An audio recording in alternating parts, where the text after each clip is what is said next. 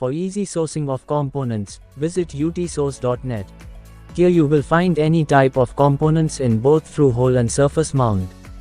They also offer global shipping service, so can deliver anywhere in the world.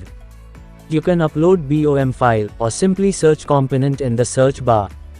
And here you have it. Also you will be able to download technical data sheet of each and every component. Simply add your components to cart. Choose shipping service. And then proceed to checkout.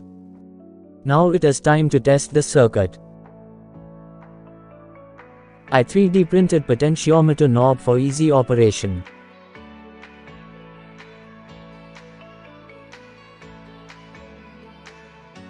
I will use this 12-volt SMPS to show you working of the circuit.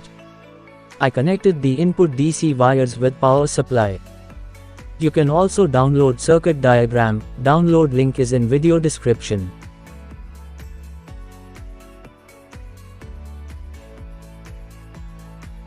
Now let's turn on the power.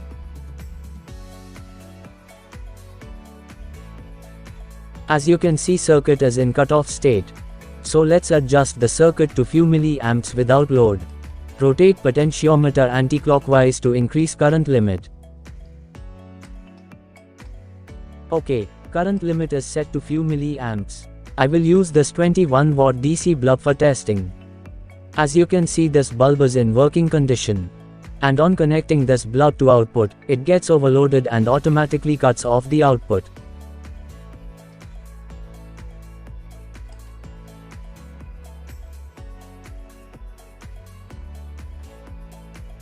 Now I set new current cutoff setting for this bulb.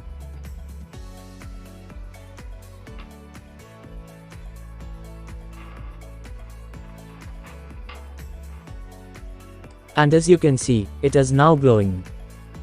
I took another DC bulb to test the circuit again, with the new current cutoff limit setting.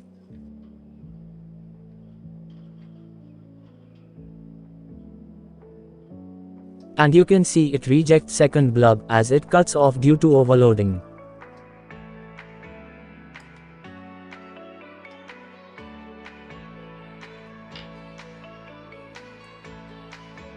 Also, if you directly short circuit the output, it will automatically cut off the output, and your power supply or source will be saved without any damage.